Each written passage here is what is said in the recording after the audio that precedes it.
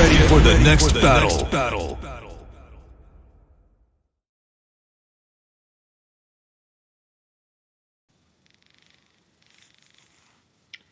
Live TV, everybody. You can't really substitute for live TV, everybody. What's up, everybody? How y'all doing today? DanteCrysis here, and today, after a year and a half of waiting, of preparation, of setting it all up, we finally have Guru Larry on the fucking controller Byte. Thank you, Larry, for joining us today. Hello there. How's it going? It's going fantastic. Nice. Holy shit. This has been a long time coming. We have I initially actually got in contact with you a year and a half ago, almost to the date, where I wanted to try and get an interview together. Confession. Is he going to say confession then? A confession. I want a confession from you. Why did it take so long? But yeah, I tried to get this interview together about a year and a half ago, and unfortunately, what had happened is I got absorbed into a lot of different things, and then unfortunately, as of recently, you've also had an unfortunate health scare, haven't you? Yeah. So, Yeah. Which is unfortunately kind of dragged this whole, which is the reason why we're pretty much dragging our ass across the finish line right now. But we got there in the end. That's all that matters. So. We got there in the end, and I'm very happy about that. Okay, so just as a top off for everybody who is currently watching, if you have any questions for Guru Larry right here, I will be taking viewer questions. Just at me at DanteCrysis on Twitter with your questions, and we will get into it. But first, a couple of questions, and we're gonna go straight after the bat. Okay. Four quick questions. What was the first game you ever played? What was the first console you ever played? What is your favorite game? And what is your least favorite game? Oh. Well, the first game I can recall playing ever was Combat on the Atari VCS, which was also the first console I ever played. Favorite game? I don't know. Is it a case of the one that you've played the most, or the one that you like the most? The one you like the most. We'll go okay. I don't know. I think Half-Life 2 was one of my favourite games. But for playing the most, it's probably Crazy Taxi for some reason. Which version? GameCube or Dreamcast? Dreamcast. But I play the like the modern versions now, like the Xbox one now. Actually, yeah, or the iPad one, because they removed the music and they made the controls easier. The gear leaving mover, the turbo drift thing. They made that a lot easier. Yeah. In it, so I used to play the modern versions now. Well, many updated games tend to remove music, don't they? Because they don't have the license. So San Andreas did the same thing, didn't they, with the Steam version? Absolutely, yes. So, what was the first console you ever played? Or we'll seeing as you're more of an old school guy than me, I'll include stuff like the Commodore and stuff like that. Oh, it was the Atari VCS. That was the first system. That's old school. Yeah. Yes, bloody hell. Older brother who bought one home with his payback money as a kid, and so it got handed down to me. So, but what about your least favorite game? Ooh, I can't really think of any games that I legitimately hate that I really don't want to play. I mean, there's ones like I bought one called on the Mega Drive years and years ago as a kid called Assault Suit Lanos, and I couldn't stand it. That really upset. That bad? Was it anything that stuck out? Well, that was the reason, was it? Because it was in Japanese and it's ultra rock hard as well. That game. I mean, they remade it for the PS4 a couple of years ago as well. Oh. So it's a typical Japanese game where it's meant to continuously kick you in the balls into submission. Yes, gotcha. Yes, it's one of giant robot mecha games. So it was the Dark Souls of its day.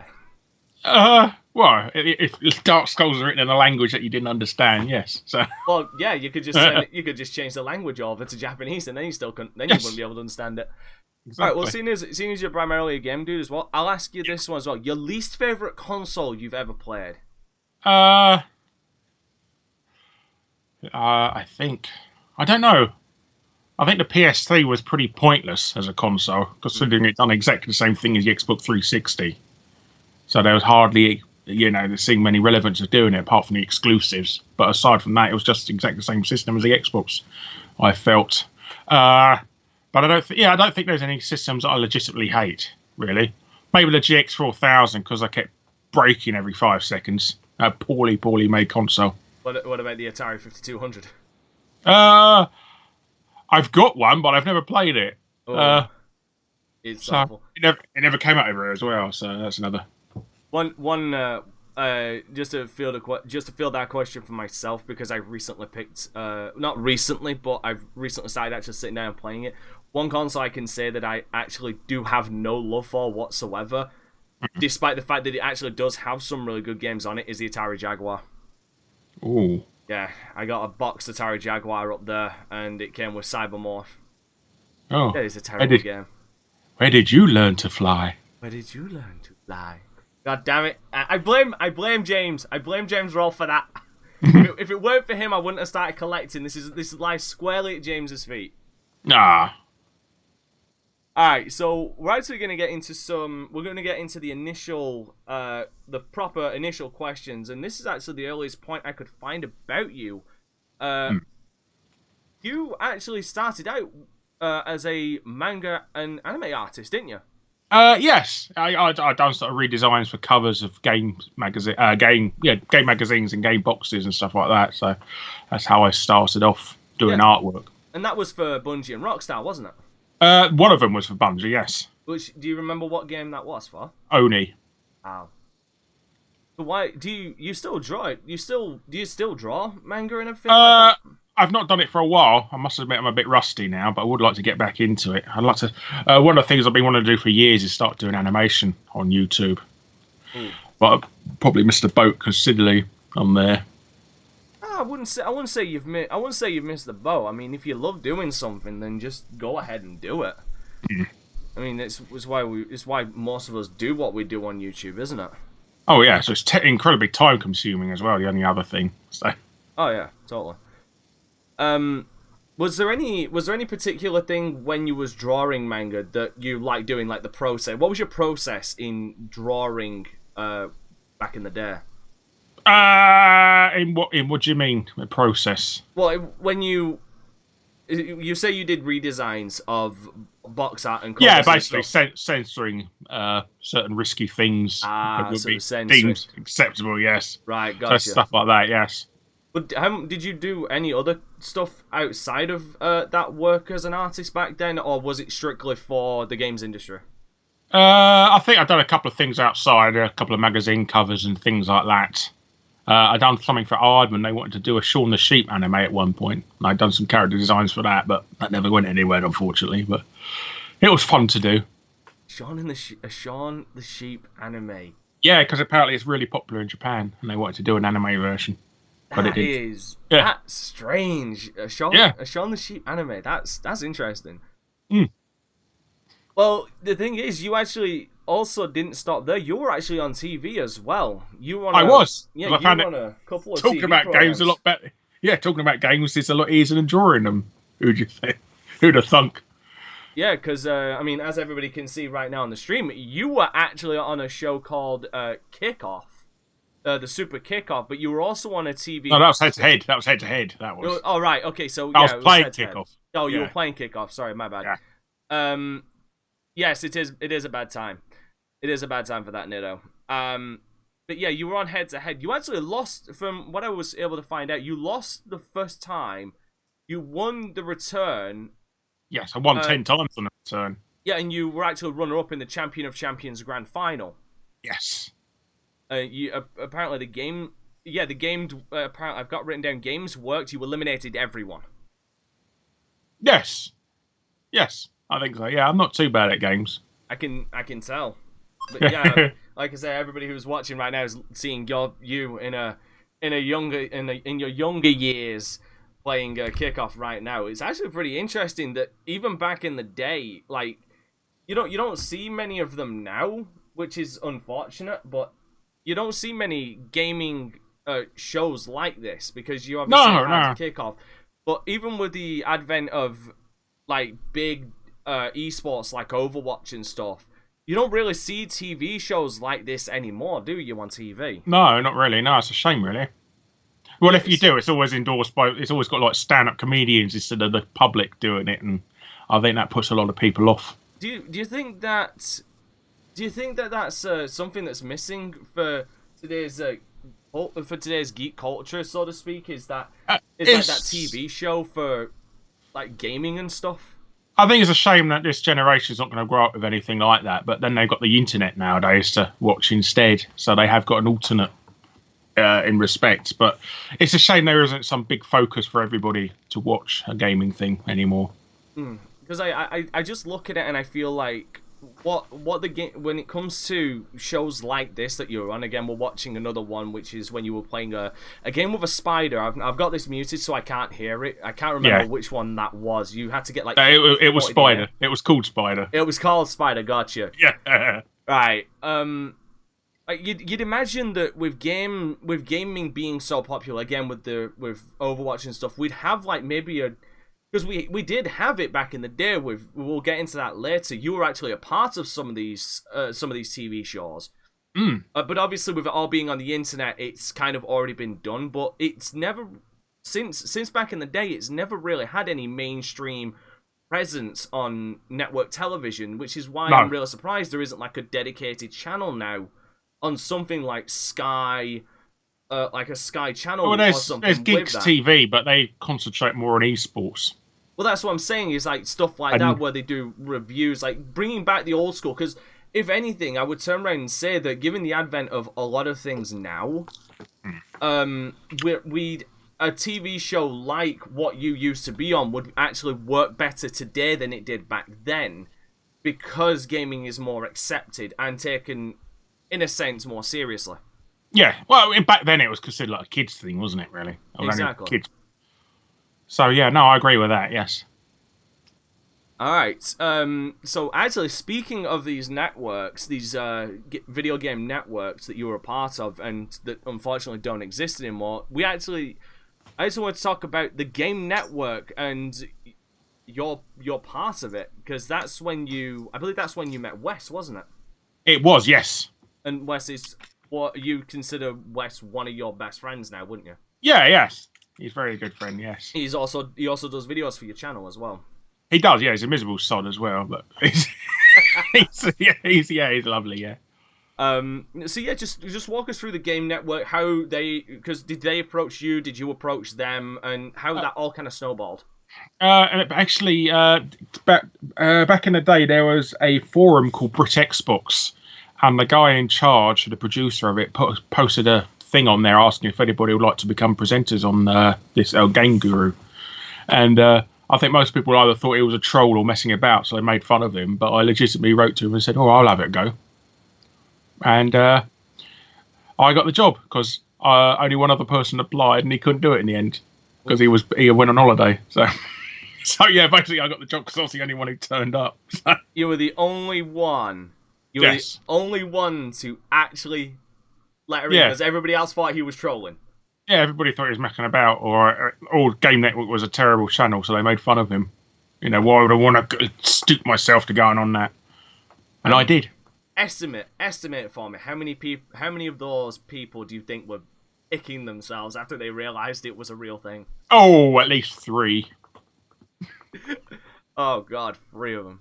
Yes. Like, that's one hell of a way to just fall into it. Like, because I mean, you this was obviously after you'd been on TV before, so I'm sure. I was on as a contestant, so it's not. What I'm saying is you were on TV before as a contestant, so I'm sure that also, because did you actually bring that up to them that you were a contestant on previous gaming TV shows? Because I'd assume that would add some legitimacy to the fact that this kid has been in the spotlight before. He's actually been under pressure. He's been on TV before, and we've actually got references to show that he's got some charisma to him and he knows his stuff. So I'm assuming, would you say that helped? Yeah, I may have brought it up. I'm not quite sure. You know, it's quite a long time ago since I've done the job interview. So yeah, but I might have brought that up. But if you had Boyd, we'll just go on the hypothetical that you did. Do you think that actually aided in you getting the job? Because I mean, that's a big thing. It might count as experience and knowledge, I suppose. So yeah, maybe. Because I mean, I'd assume, because with a TV show like this, with a network that you were a part of, they'd be looking for people who know their stuff instead of just like some dude who's just walking in looking for a job. And you seem to, if you've been on a game show and you've won it, which you said you won 10 times, correct? Yes. Yeah, on head-to-head, I won 10 times. I won a mountain bike. Nice. So, I'm jealous nice. now. I'm jealous. Don't worry, I never used it, so. I didn't want to say nothing. Well, it's the most pointless present ever. You know, President will give a fat kid a mountain bike. Yeah. So, Yeah. Here you go, fatty. Exercise. Yeah, give me a fucking Mega Drive, will you, please? But leave out the Mega CD. I don't want that. No one wants that. No. But Well, like I say, it's just you obviously. The reason I bring it up is because if you've got that experience and if you've won it 10 times, you clearly have the experience. So that's something that if they're legitimately, because I'd assume like it's a business, they're legitimately going to try and find the best of the best. And no, they're just happy for finding anyone who turned up, really. So, all right, fair point. I don't want to big myself up, but yeah. Well, I mean, look at you now. You're still going strong after all these years, and you're still pulling in fucking bank on YouTube as far as views go. Oh, thank you. Yeah, no, it's just bringing out interesting topics, really. And I also try and do stuff that nobody else has covered as well, which helps. Yeah, we'll actually be getting into that in a second. Ooh. Yeah, we'll be getting into that later. But the next one actually is something else you were a part of, and it's actually xleague.tv, Reviewageddon, and Guru Larry's Retro Corner. Yes. So, let's start with the xleague.tv, because was this after or before Rapture TV had completely collapsed in on itself? I think about a year after. That was 2006, and this is X League started 2007, so about a year. Right. By the way, for everybody curious, that is what you're seeing on screen is a review of, I can't remember if it's Tony Hawk's. No, you're actually talking about multiple games and you're shitting on one of them, and one of the producers is losing his shit, and Wes is actually next to you trying to reel you back in, but you're having fucking none of it. You're having none of it. You're just going off on this fucking game. Yeah. Well, it's £50 for the same game over and over again. That's what I got really annoyed about. This producer's lost his shit. This producer's he's corpsing all over the place. He just can't keep a straight face because of you. Yeah, because you're holding Gun now, and I think you said Gun was actually a good game back in the day. The Gun for the Xbox 360. It was. I actually quite enjoyed it. I think I liked it better than the original Red Dead Redemption, I think. Oh, Red Dead Revolver. Ironic. No, the Red Dead Redemption, the first one. Oh, right, okay. Yeah. I had more fun with it, yeah. Right. So couldn't find that final gold bar, though. Pile of gold. So, yeah, how did you approach X League? Again, what was the process there? Did they approach you, or did you approach them? I approached them this time. They posted up like a news piece in gaming trade magazine called MCV, and they posted up a news piece in that. So, and they had their contact details in there, and I just spammed the shit out of them until they responded. That's kind of like me trying to get a job at Game. I'm spamming the shit out of it, but nothing's happening. But so obviously you had the experience from the Game Network. So obviously I'm assuming that would have helped in getting you the job because you'd already had the experience. But why did you want to go back into why did you want to get back into presenting? Did you just get bit by the bug when you was doing? Because I'm an attention whore, really. To be honest, it's just I just feel relevant if I have people watching me, you know, please. Of my fragile ego. Please clap. Please clap. Yeah, please watch me. Rate and subscribe. So how did Reviewageddon and Guru Larry's Retro Corner come about? Was it something you pitched, or did it just happen by accident? Well, I had to show them like a showreel of stuff I've done, and one of them was Games Yanks Can't Wank. And at the time, I'd done an episode of Jet Set Willy. That was the first episode it was the second episode I did, and they liked the idea of doing mini showcases of retro games. No, this was around the time. This was around 2006, 2007. Yes. That would be around the same time James Rolfe had just started doing the Angry Video Game Nerd, wouldn't it? Yeah, about that. Yes. Yeah. So I mean, you and him would be around on two different platforms, because obviously he'd be on the smaller media at the time, which was YouTube. You on the bigger one, which would be network television. Both and had pretty much the same goddamn concept at the same time, just reviewing retro stuff. Obviously, he did it in a different idea of... Yeah, well, I can't swear on television, can I? So I don't know, sometimes you can, and my god, Skype is just dying. Skype is giving up. Like, Oh no! you are literally being pixelated out. I don't know what the hell is going on. Oh no! It's Thanos has chosen me. He snapped. The snap has happened. You're literally... Okay, it's somewhat better. You're just really messed. Oh, don't hit the camera! Don't hit the camera. Alright, So did you actually enjoy your time at these networks? Oh, it's great fun. I mean, they're all lovely people there, and I never had any sort of bad experiences really at any of them, apart from when they let me go because the whole channel collapsed. That was the only sad thing. So yeah. Yeah, because that was. I'm not saying it's your fault. It's just pure coincidence that two game networks that you were a part of, the Game Network and XLeague.tv, completely collapsing on themselves like a goddamn star going into a supernova black hole. Well, the annoying thing, the really annoying thing was they never listened to any of our advice, whether I mean, I don't want to sort of toot my own horn and be arrogant or anything, but I said to Exley that they shouldn't be an esports channel. They should be a gaming channel with esports on it, because esports is a niche within a niche. Yeah. Really? Yeah, esports back in the day was a niche within a niche. That's... Yeah. Well, you wouldn't watch esports if you weren't interested in video games, would you? No, not at all. It's kind of it's the same thing as today, but today there's actually quite a bit of entertainment in both esports, but also something else that could be considered competitive, which is speedrunning. I suppose so, yes. Because speedrunning, Games Done Quick and the European Speedrunners Assembly, they actually pull in like hundreds of thousands of viewers on Twitch, so there is an audience, and there's a But I bet half of them are watching for the cringy stuff. Oh, I'm sure there is a number. I really wish you would be quiet. Yeah. Oh God, yeah, fucking stone me. Yeah, I remember that. That was fucking awful.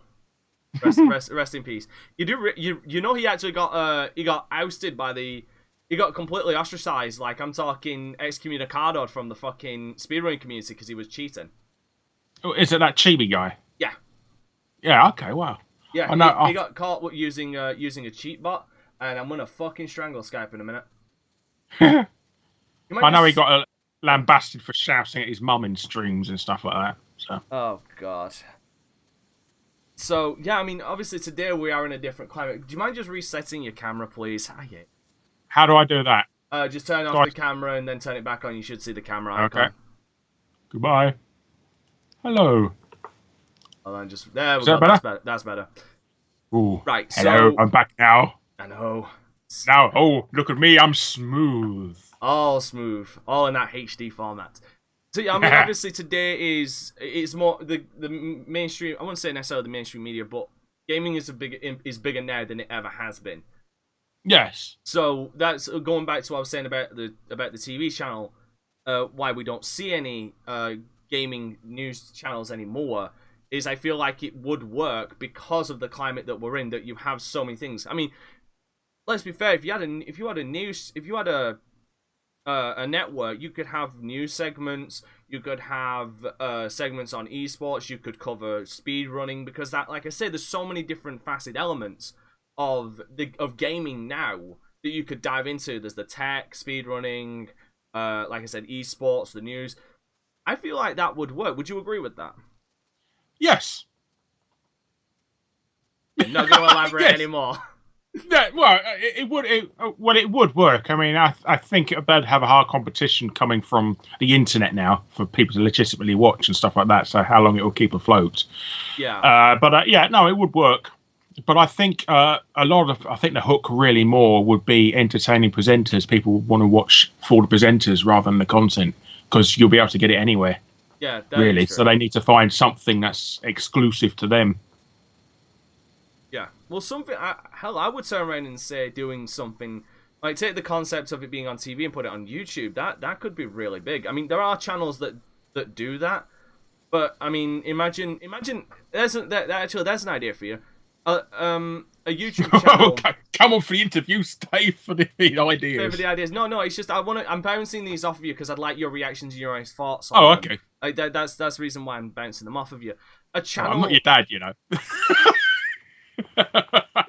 I'm assuming I'm going to take a big assumption. You'd probably be a better father. So anyway, No, like maybe take that concept and put it on YouTube instead. Where it's a constant live TV, live stream broadcast. Yeah. But they can switch between stuff like that. That would work, wouldn't it? I think it would do, yes. All right. Well, first of all, before we move on to the next question, just want to tell everybody again: if you want to ask Guru Larry any questions, just at me your questions on Twitter at DanteCrysis, DanteRysas. Lovely webcam, which is completely unoriented. Just at me your questions there, and we'll ask him near the end of this interview. So, the next thing I want to bring up is Natural Born Kittens. And how the hell that came about? Oh, well, that was sort of my pet project. Excludes a pun. I was sort of a webcomic I was working on for a while, and I sort of tried to pitch it to various TV companies and stuff like that. And I was quite successful with it as well. But I stopped really because of ill health more than anything. That's the annoying thing, and it's always been stuck in the back of my head that I want to continue it because it's still quite original. So that would actually go back to what you were saying earlier about your whole artist thing with manga, that you'd want to restart that as well. Yes.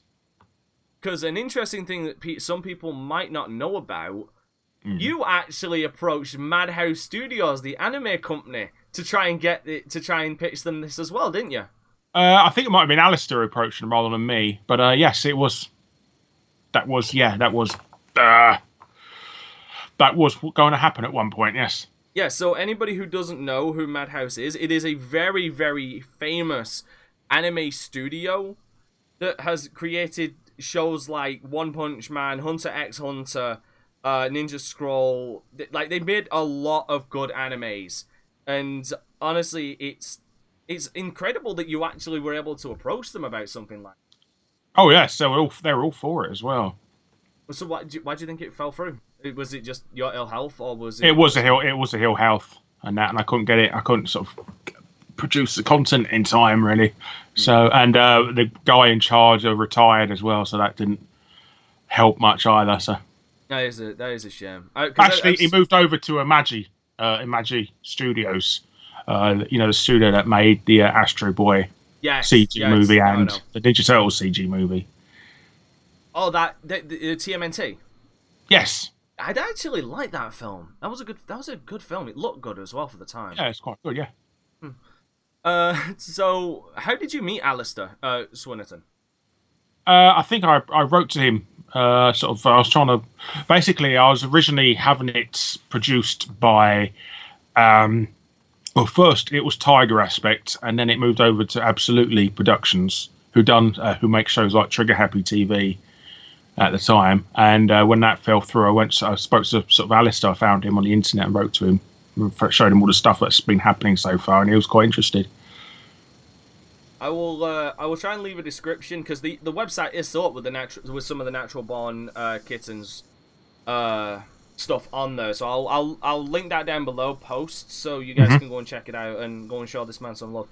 But this does raise the next question, and are you a furry? No. Good, right?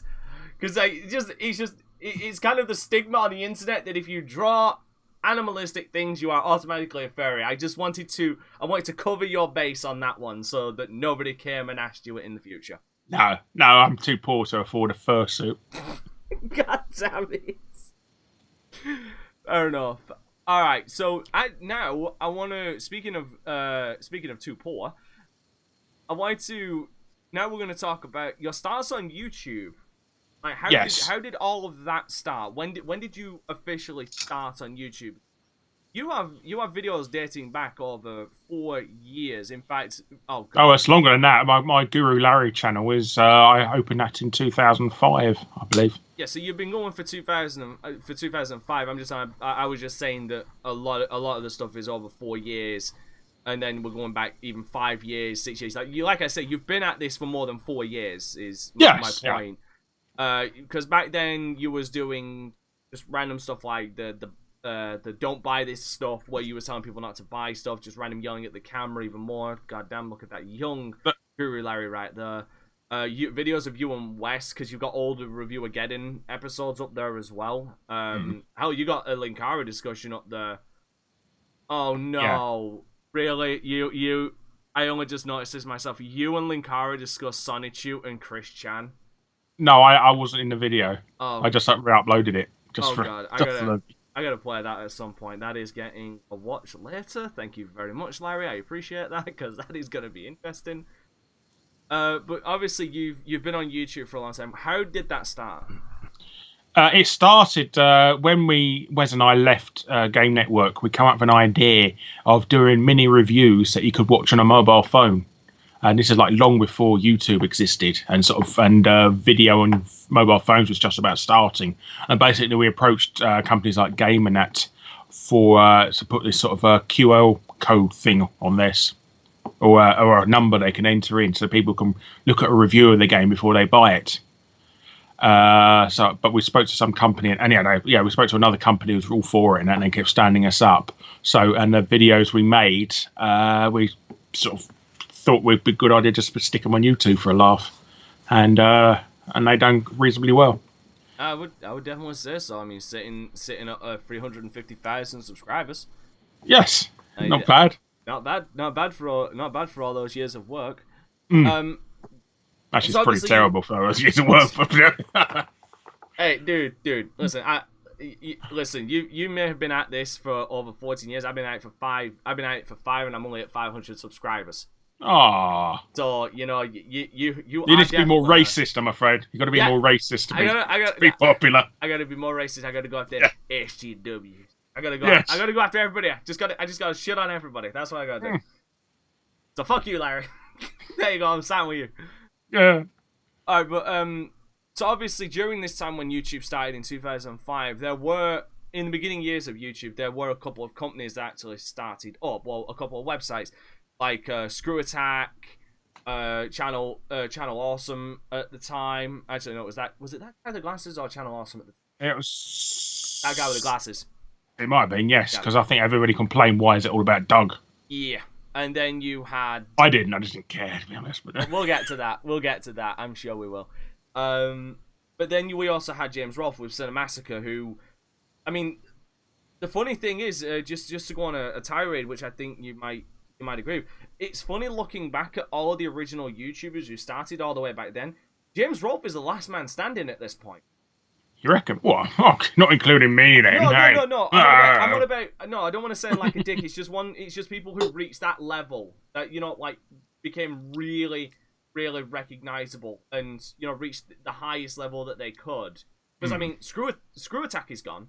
Yeah. Channel Awesome is pretty much a fucking desert at this point. They got 1 million subscribers on YouTube, so not doing that badly, I suppose.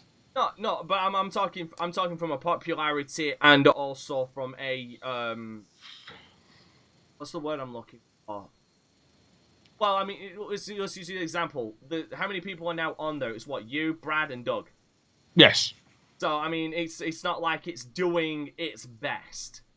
No, they're focusing on YouTube now, to be honest. Exactly, but James has been going for the longest time. Have you ever actually talked to James Rolfe? A couple of times, yeah. He knows who I am and that. We've spoken a few times. Spoke to Mike Matei as well a couple of times. Oh, motherfucking Mike. Yes. Man, he's got a huge... Sorry, I gotta say, he does have a big mouth. Yeah. What? Which way? Do you mean for literally or? No, literally. Oh, okay. He does have a big mouth. It's bizarre.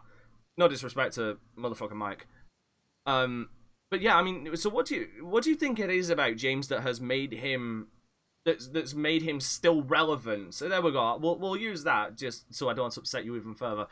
What to keep him relevant, like for all this time, to be still so popular that he could come out with a review today and it'll have like a million views in a short amount of time. What do you think?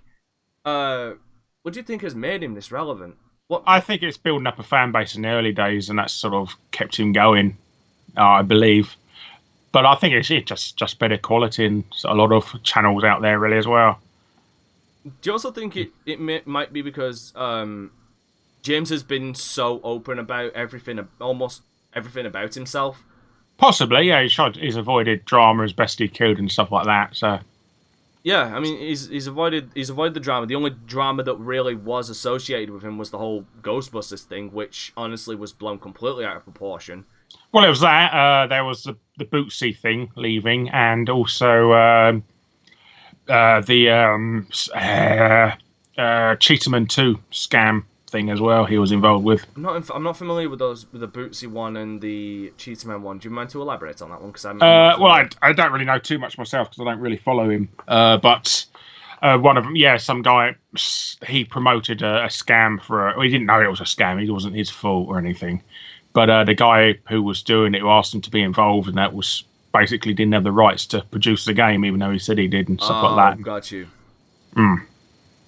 Yeah, Cyber the Wolf just said, I think it's James's passion that also keeps him relevant as well, which I would definitely say was definitely something that would contribute to it, is his massive passion.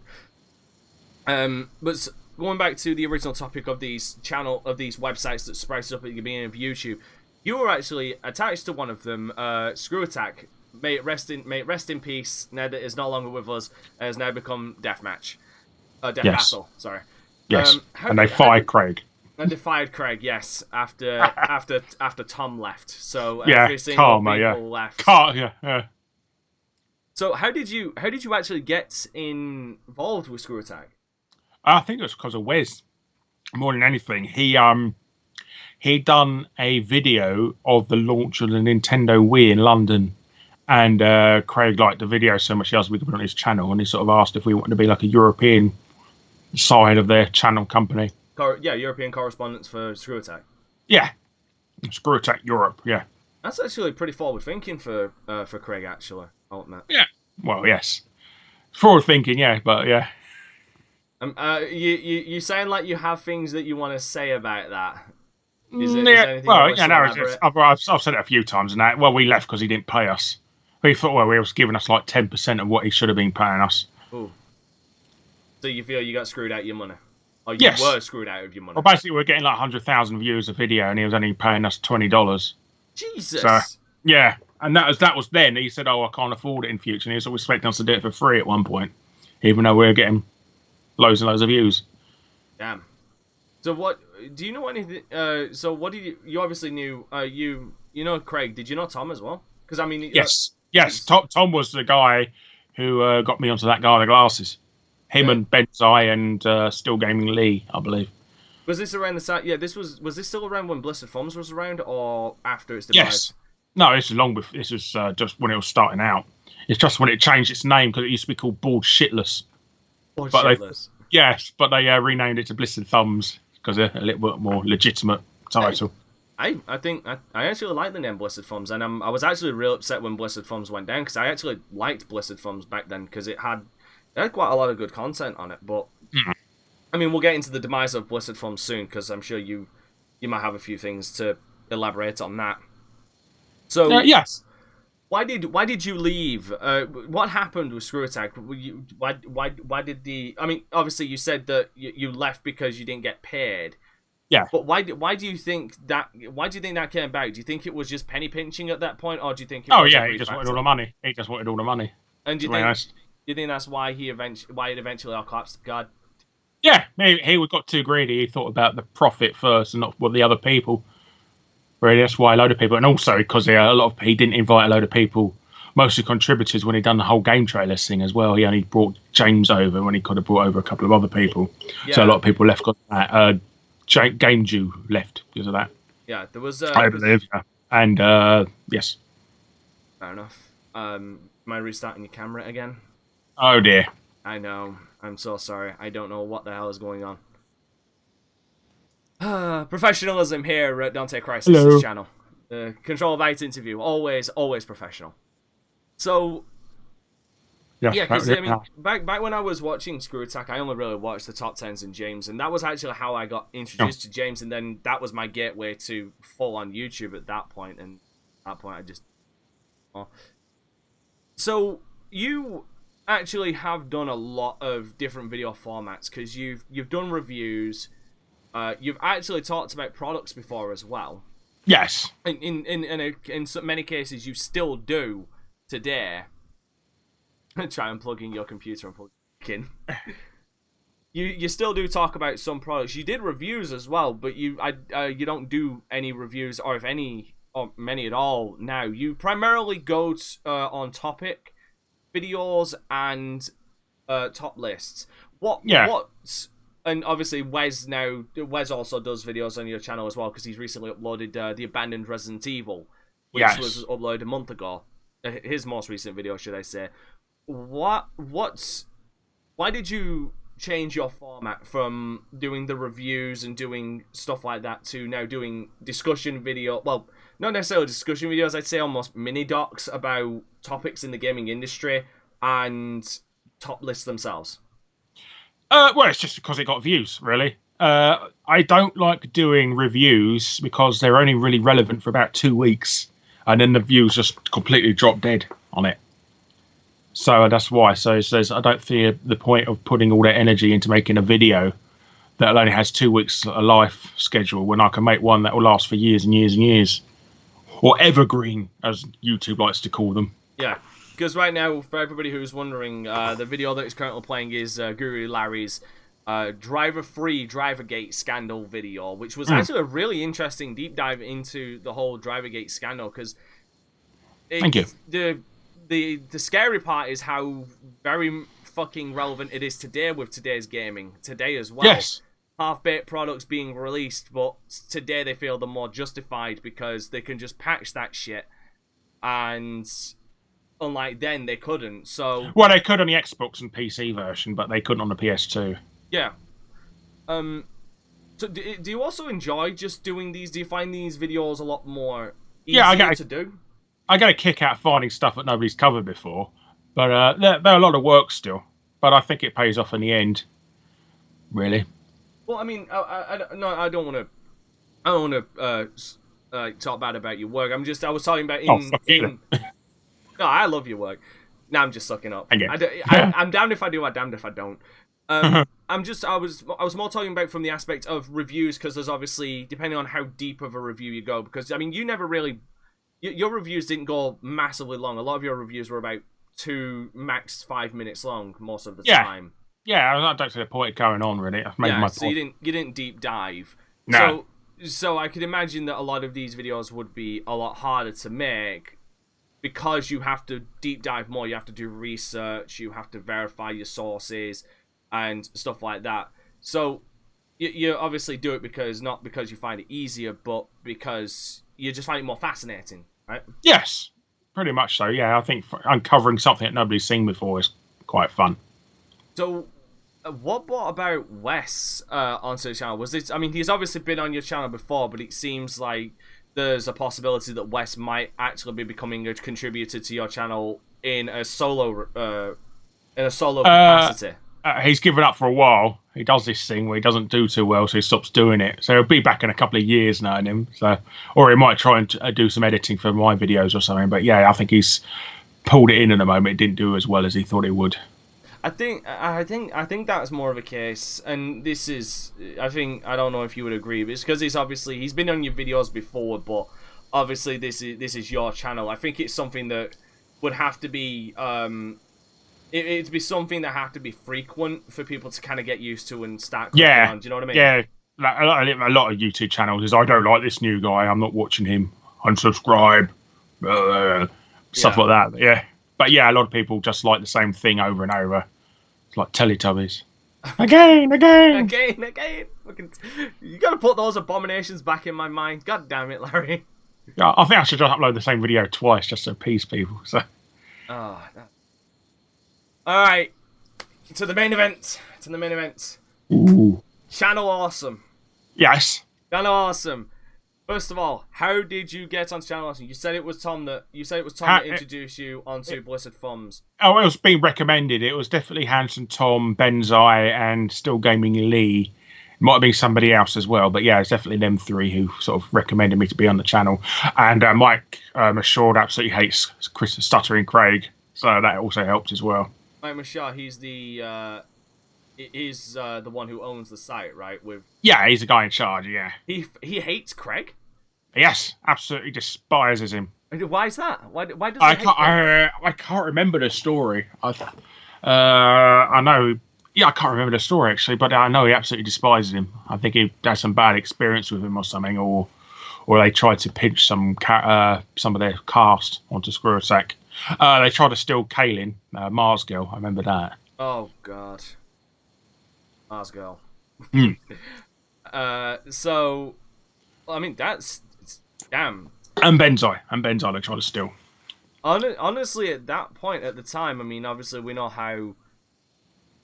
I won't get into that. I'll actually bring that up later because I just want to. But when did you initially start uploading to Channel Awesome? It was around 2015, correct? Or was it before? No, it's about 2008, 2009. Right. I think. Okay. Because for someone needs to update your Wikipedia because they say you've been on Channel Awesome from 2015 to present day. Oh, okay, that's bollocks. And clearly you've been uploading to channel. Well, actually, to be fair, On Wikipedia, you on your Wikipedia, yeah. I didn't know I had Wikipedia. Yeah, you have a Wikipedia. Wow. Yeah. Are you sure you don't mean Channel Awesome Wiki? Okay. No, Wikitubia. There you are. Oh, okay. Yeah, Wikitubia. I'm going to show this to the stream as well. See, you have your very own Wikipedia. You made it, son. You made it.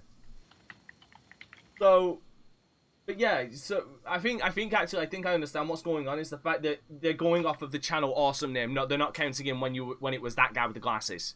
Oh, okay. Got Nido Masquerade on YouTube just said, of course you have a page. Dante made it. Of course I did. But yeah, so I think they're talking from when it turned to from that guy with the glasses Channel Awesome, which would have been 2015 if I remember correctly. Yes. So you've been uploading on that guy with the glasses since 2008. Yes. Around what time did you stop giving a fuck? Basically when they stopped didn't bother inviting me to any of the anniversaries, to be honest. So there's a bit of salt there, just a pinch of salt. Well, they thought it was a better idea to write. Well, they said they haven't got the money to invite everyone over, and I thought, oh, that's fine. But then they kept inviting Film Brain every single year, rather than rotate it. To be fair, and that sort of annoyed me. And also, a certain member of staff, when I moaned about it, they said they'd push all my videos to the bottom of the new video upload if I kept continuing to moan. As a respected journalist and interviewer, I must try and press you to find out who is this certain staff member because you've elaborated. Now I must push for answers. No, I'm not going to say. Okay. I'm not who she is. It's a she. Oh, member of staff. I'm gonna throw out a name. Would it happen to be Holly? I'm not going to say. Don't go say anything. I'm not saying. Okay, then I will not push. I won't push. I know my limits.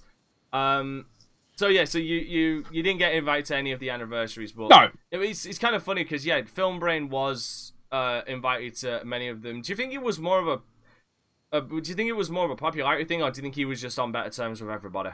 I think it was better terms with Doug.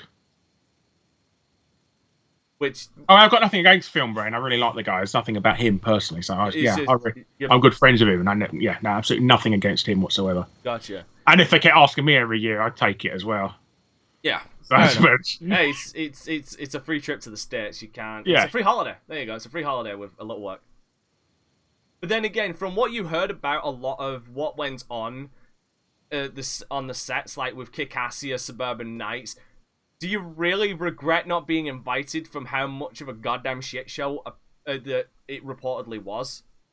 Well, it'd be nice to see it in first-hand experience and stuff like that. But I see it's a bit draining, rather arduous, the amount of work they wanted you to do and that, and the silly sleeping times they expected you. I mean, I think most people only get like 2 or 3 hours sleep to do video sings and stuff like that.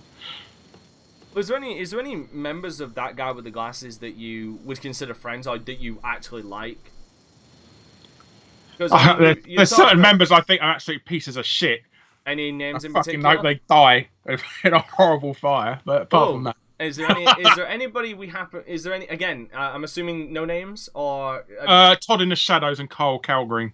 They are massive cunts. God in the Shadows, I can understand. Who's the other one? Carol Green. He's the guy who was basically the R8 gamer to Brad Jones's cinema snob. Oh, He's Jesus. completely up his own arse as well. He's a horrible, horrible person. But Brad Jones is enough. Brad Jones is beautiful. Yeah, Brad Jones is a lovely bloke. He's an absolutely really nice guy. He's definitely, yeah, I'm definitely good friends with him still as well. I really wish I had that clip of him walking. I was going to say, I appreciate a man who lets it all hang out there like Brad does. And I was just thinking about that video clip of him walking on camera butt-ass naked. You've heard about that one, haven't you? I have. I suppose you... And he did turn around in one scene as well, so... Exactly. And I was just thinking of that. Just think of that. Yeah. Oh, Brad's Willie. Todd in the Shadows is a confirmed cuck. Yes. Yeah, apparently. So, okay, but obviously you like Brad. You've just said that. You like Handsome Tom. You've said that you appreciate him. Bonsai. Is there any... It's basically with most of the guys from Blissed Thumbs you seem to like as well, isn't it? Well, all the British side I like. I get on with the British side really nice because I think it's a good thing about British people. They're always sort of laid back and sort of nice and stuff like that. As for Blissed Thumbs, I was friends with Angry Joe there at the time. I mean, I'm not saying I'm not friends with him now. He just sort of drifted apart because he's sort of doing his own thing.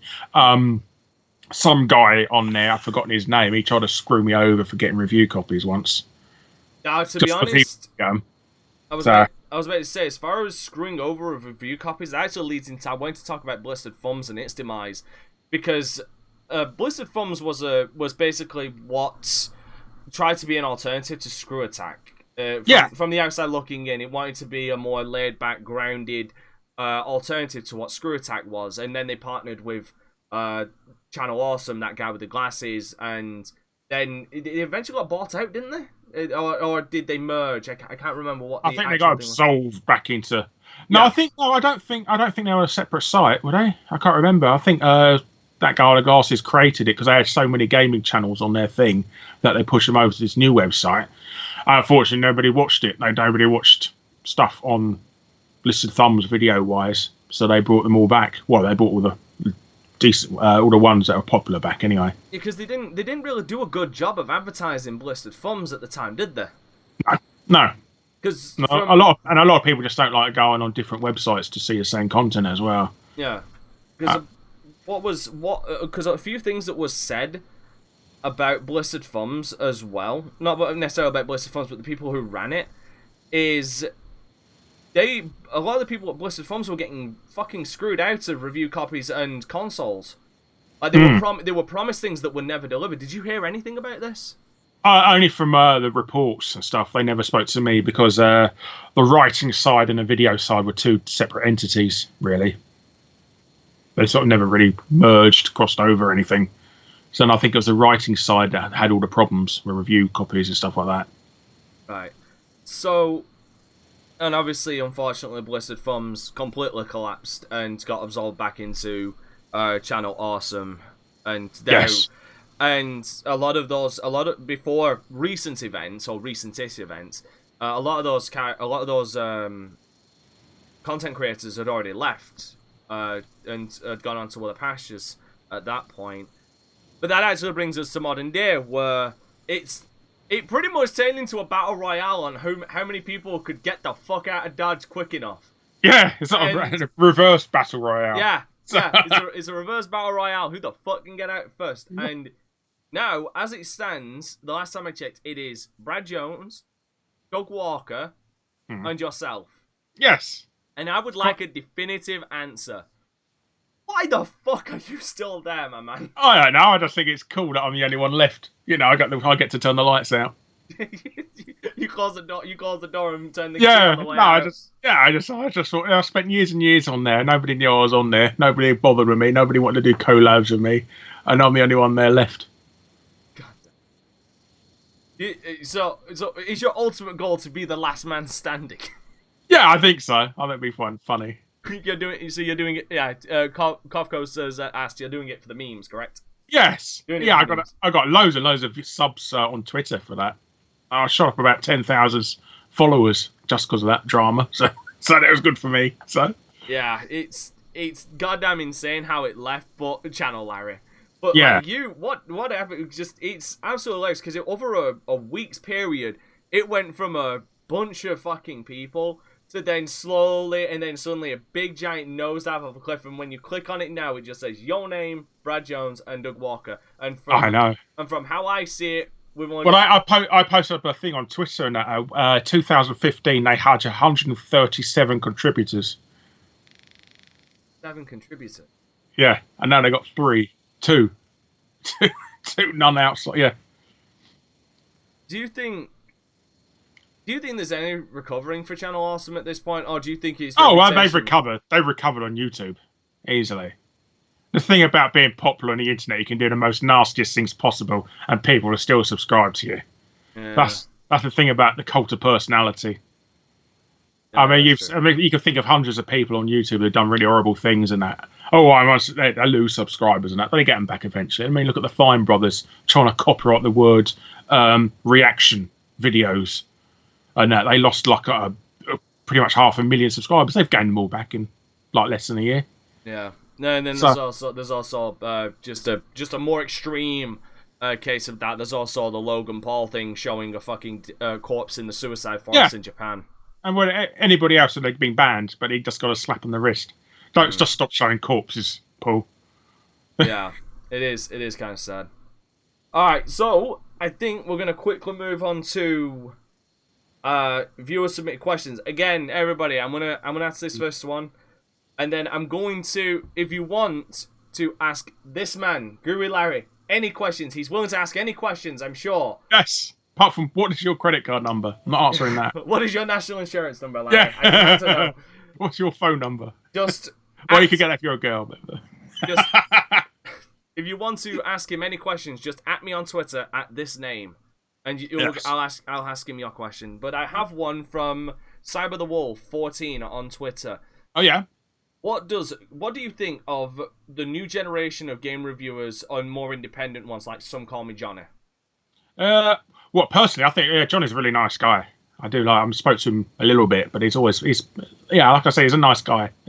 He does really good content as well. That's what he does so well. You were about to say he's always busy, didn't you? No, not at all. All right. I mean, I don't speak to him too much, but yeah, he's always been a really nice guy. He's one of the sort of legitimately decent people out there on YouTube. Okay, yeah, you're right, Ludwig. That is a very, very good goddamn question. I should have thought if people didn't have Twitter. That is my fault. Damn it. all right. Spam your questions in chat. Spam your questions in chat. Let's get this going. Let's just let this shit go. Let's just fucking unleash the floodgates. Let's get this shit going. Who would win in a fight between Shaggy and Ugandan Knuckles? Oh fuck's sake! No. It's Ultra Instinct Shaggy. It's Ultra Instinct Shaggy versus Ugandan Knuckles. And Ultra Instinct Shaggy, his power, he only uses like 0.5% of his power. Have you seen that mod for Resident Evil 2 remake? He's in it now. Yeah, dude, even what is with the fucking modding community? Have you seen the fucking Beachbody Mr. X where it's Mr. X in a fucking thong? That is disturbing as shit. I like they've got a naked Leon Kennedy one as well, and it's a naked Claire one as well, and a room full of a naked Cloud or Clown. Claire. Oh, okay. Well, it has to be. It's a woman. You have to be naked. Somebody's got to do it. I like the Thomas the Tank Engine one as well. That's quite funny. That's terrifying. Yeah. When that motherfucker Kool-Aid man's through that fucking wall and he's just Thomas staring at you, dude. That's nightmare fuel. Oh yeah. Yeah. I mean, Jesus. The first person mod I'm very happy with. I will say this. Would you say that Capcom at the moment has one of the greatest comeback stories in gaming industry right now? They're like reverse Konami at the moment. Yeah. Like, I mean, they've just been hitting out the park from Monster Hunter World till now. You've had Monster Hunter World, Mega Man 11, Devil May Cry 5, and Resident Evil 2, and one other, it escapes me. But they've made a comeback from January of last year to March of this year. What do you think? I do. I think they're doing really well. I mean, all they need to do is release Mega Man Legends 3, and I think their internet would explode. Really. All right, hold on. We got. And like Konami, just takes away everything. Yes, Konami ruins everything. Oh, you'd like a sequel to Metal Gear Survive, wouldn't you? Oh, No, yeah. no, but we're making one anyway. What about that? How about that Really? Silent Hill remake? No, fuck you. That's because you want that. No, not having that. Dude, you know what? How long until you think Kojima just ends up buying the rights for something like Silent Hills from Konami? Oh, they never sell it. They're Japanese. They're stubborn bastards. They are. So. You say that, and look out and look. Nintendo's caved to the fucking YouTube community, and Yeah, I bet that's the American side doing that. I guarantee that. it's the Japan, no, it is the Japan side as well. Yeah, but I bet They you have it's to both consent. I bet you it's the American side pressuring Japanese side. Either way, they both. And obviously, you've got to look at Konami Capcom as well. They've learned the error of their ways, and like I said, they've had one of the best years they've had in years. Hmm. All right, got a couple of questions here. Fuck, I'm gonna absolutely kill some of these people. Oh dear. Okay, from Kofkos on YouTube. How are you everywhere on YouTube? Hey, it's debilitating procrastination. I just go on YouTube and watch videos rather than making them, and that's why I've got fuck all subscribers at the moment. Oh no. A follow-up to that. Why are you everywhere on YouTube making comments in the oddest and most obscure videos? I had an idea once to do really obscure comments on videos and that, and then screen grab them and then put them into a book one day. Scrapbook. Yeah, no, an actual legitimate book. Oh, wow. Yeah, and I thought it'd be just people just leaving stupid comments and videos and that, and see what and the reactions to it as well. Breaking news: Guru Larry's comment and response video book coming soon to a store near you. Yeah. I think it'd be quite funny. Nobody's ever done that before as well. I think it'd be quite funny to do stupid comments as a book, like a little coffee table book. Yeah. This one is coming from the Supreme One. So, Larry, here's an odd question. What do you think of Batman vs. Superman: Dawn of Martha? I think it's. I missed the first hour of the movie and I still found it really boring. Yeah. I mean, that's the best legitimate thing they could have done, and they completely screwed it up. What they should have done, they should have based it on the Dark Knight Returns, that Batman versus Superman thing.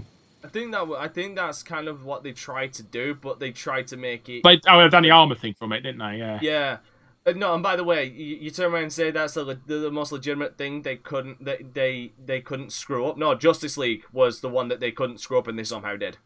Mm. Well, they just saw the success with Marvel's having with the Avengers, and they thought we can do that, but they didn't think about building up all the characters, especially the lesser ones. Because when Iron Man came out, he was definitely one of the sort of lower tier Marvel characters, wasn't he? Not necessarily. Well, I mean, he's not Spider-Man. He's not Captain America. Okay, Stuff like that. Yeah, He's not one of the bigger hitters. He's definitely like a secondary superhero. So they built him up to be like that, and that's how the Avengers become so big, because they made these lesser characters more popular. And when they started merged them with the other more popular characters, it's just everybody went nuts for him. DC, I think. Unless it's Superman or Batman, nobody gives a shit about the other characters. I mean, I think The Flash is becoming more popular now. The Flash TV series is actually the most popular TV series in the DC universe now. Oh, so just wait, it'll get cancelled like Arrow's been cancelled.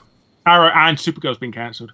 Oh, wow, that one's been. Well, they said they're either cancelling it or they're going to replace it with a Superman TV series. Here's the thing: I guarantee you, they're doing a Netflix, because we've got the Disney. Yeah, Disney Channel. Yeah. Yeah, they've got their streaming service coming out, so Netflix cancelled everything, and I guarantee you, in probably like a year or two, we're gonna start seeing Daredevil, Punisher. By the way, that's the one I'm so disappointed about, is the Punisher. Why I cancelled the Punisher? It was so good. I love it. What can I say? We're gonna start seeing that on the Disney streaming service, and because DC has their own coming out as well, because it's what Doom Patrol and Titans is on. Have you seen Doom Patrol? It's really good. I have, actually. It's really good, yeah. I care nothing for Titans, but I do really like Doom Patrol, and for the fact that it gave my boy Brendan Fraser a career again. Yes, bless him. Did you know that Doom Patrol is what inspired X-Men as well in the comics? Actually, I'd actually like to educate you there. Oh, fuck you then. I know. Go on then. There was actually only it was like a month or two difference between both things being published. So if you actually take into consideration the amount of time that would need to go into creating the comics as well as into printing and publishing, it is there's the chances about 2% that X-Men ripped off Doom Patrol. But it's very, very unlikely that, given the amount of time that it would take to create the comic and publish it, that they would have been able to rip off Doom Patrol in that time to make X-Men. So it's just one massive coincidence. I'd like to see Mike Mignola make a Doom Patrol comic. I think he'd be perfect for it. Alright, you can just turn around and say fuck off for this one, in my opinion. Fuck off. Larry, what part of Australia are you originally from? I'm from down Underglades, all over the Malunga Chuck. God damn it. I think that one is addressed to me, so I will not. No. It's just someone asked me if have you seen the DMC5 mod where V's book turns into 50 Shades of Grey? That's terrifying. Oh. What do you think of modern day console war status? I think it's a bit pathetic because they're pretty much the same consoles nowadays. I would almost. Well, they got the same games running on them as well. So there's not. I mean, Xbox is really shit for exclusives, to be honest. I don't know why they dropped the ball on that. They're so focused on doing another bloody Halo game and not coming up with new IPs or anything. Here's the hilarious thing. I only have 3 games for my Xbox One. Master Chief Collection, Halo 5, and the Rare Replay. The hilarious thing is, they're bringing out the Master Chief Collection for PC now. Yes, and Halo Reach as well. Halo Reach is coming out for PC. That's coming out for the original Master Chief Collection, but I'm just now... I said, all I need now is Halo 5 on PC, and my Xbox is a glorified paperweight. It really is. Well, I've got an Xbox One X, and I play sort of multi-format games on it, because if the console ports, the Xbox One X version is always like the best one. I just buy them on PC. I actually prefer 60 frames per second. You can a lot of games are now 60 frames per second on Xbox One X, like Rise of the Tomb Raider and stuff like that.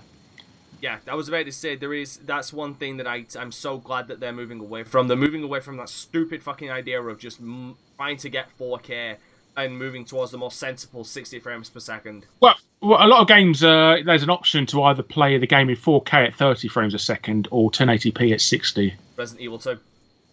Is it? Yeah. Resident Evil, okay. Resident Evil 2 on console has that exact option. 4K I know that. 30.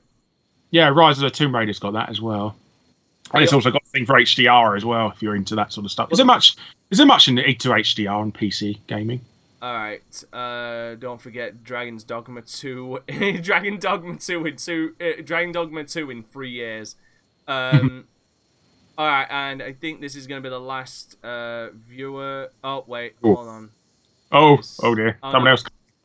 Oh, it is. Why sorry, so shit? I'm trying to actually... Yeah, here we go. Does Guru Larry have a favourite lol cow to make fun of? In that goes to what we were talking about before we went live. I think it's probably DSP, Dark Side Phil, really, because I think Chris Chan's just gone completely off the radar now, and it's just not funny to make fun of him anymore because he's just completely, Lulu. But yeah, Dark Side Phil, he's completely Lulu as well. But yeah, it's just his ego and that is just knows no bounds. Especially for someone who's been around for so long, got so many videos, and clearly demonstrated that he can't play video games much. Yeah, as I was saying, that the definition of insanity is doing the same thing over and over again and expecting different results, and that's pretty much Dark Side Phil in a nutshell, really. Mm-hmm. What? Wings of Redemption as well. He's a bit of an arsehole. He's quite funny to make fun of. But I'd say the big difference between the two is Phil feels like there is no redemption for Phil, but it feels like Wings there is a chance he can redeem himself. He just chooses not to. No, yeah, you could say he seems to be happy to be miserable. He's not happy. He's not comfortable in this. He's depressed. I think that's the saying. The next question is: what are your opinions on the Epic Store? I've not actually. I have been on it. I've bought. I get the free games when they come out for it. So I've got Fortnite and I've got Super Meat Boy. But I find it annoying because I've got all my collection on Steam now. Really, I've got Origin and the Ubisoft one. What's the Ubisoft one called?